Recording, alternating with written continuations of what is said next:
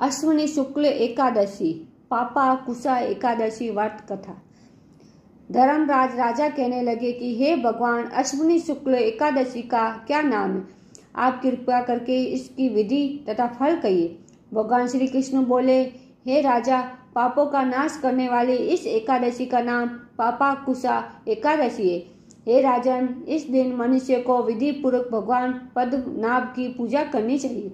ये एकादशी मनुष्य को मनवांछित फल देकर स्वर्ग को प्राप्त कराने वाली है। मनुष्य को बहुत दिनों तक कठोर तपस्या से जो फल मिलता है, वो फल भगवान गौरध्वज को नमस्कार करने से प्राप्त हो जाता है।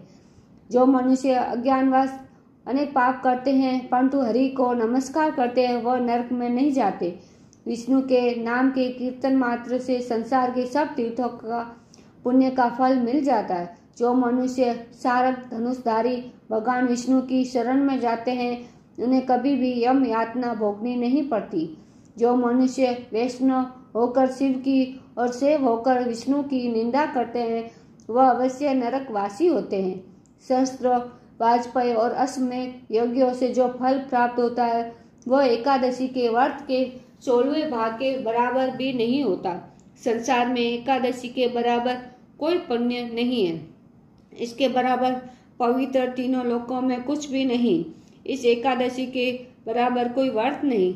जब तक मनुष्य पद्मनाभ की एकादशी का व्रत नहीं करते, तब तक उनकी देह में पाप वास कर सकते हैं।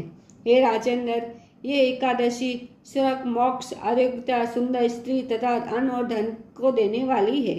एकादशी के व्रत के बारंबार गंगा, गया, काशी, कुरुक्षेत्र और पुष्कर भी पुण्यवान नहीं है। हरिवासर तथा एकादशी का व्रत करने और जागरण करने से सहज ही में मनुष्य विष्णु पद को प्राप्त होता है। ये युधिष्ठिर, इस व्रत के करने वाले 10 पीढ़ी मातृ पक्ष, माता पक्ष, 10 पीढ़ी पितृपक्ष, 10 पीढ़ी स्त्री पक्ष तथा 10 पीढ़ी मित्र पक्ष का उद्धार कर देते हैं। वे दिव्य देह धारण कर चतुर्भुज रूप, पीतांबर पहने और हाथ में माला लेकर गुरु पर चढ़कर विष्णु लोक को जाते हैं। हे नर उत्तम राजा, बाल्यावस्था, युवावस्था, वृद्धावस्था में इस व्रत को करने से पापी मनुष्य भी दुर्गति को प्राप्त न होकर सदगति को प्राप्त होता है। अश्विनी मास की शुक्ल पक्ष की इस पापा कुसा एकादशी का व्रत जो मनुष्य करते हैं, वह अंत समय में हरि लोक को प्राप्त होते हैं तथा समस्त पापों से मुक्त हो जाते हैं। सोना, तिल, भूमि, गो, अन्न, जल, छत्री तथा जूती दान करने से मनुष्य यमराज को नहीं देखता।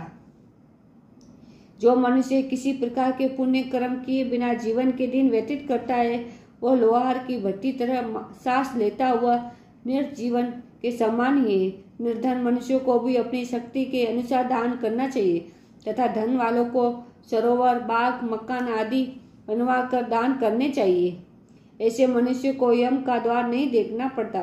संसार में दीर्घायु होकर धनादय, कुलीन और रोग रहित रहते हैं। भगवान श्री कृष्ण ने कहा, हे राजन, जो आपने मुझसे जो पूछा वह सब मैंने आपको बतला दिया है। अश्विनी शुक्ल एकादशी व्रत की ये पूजा विधि और कथा है। बोलो एकादशी की जय।